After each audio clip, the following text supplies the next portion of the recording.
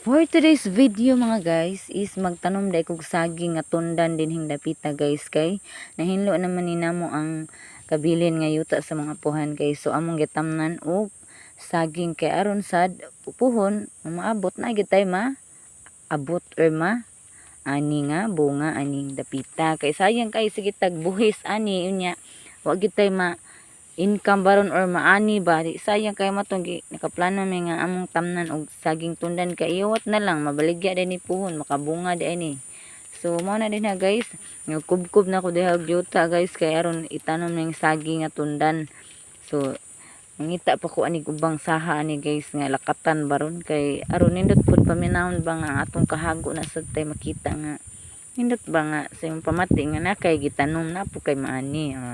Yeah, thank you for watching guys ug salamat kay sa pagsuporta gid nako sa kanunay bisag way lami ni akong video guys no.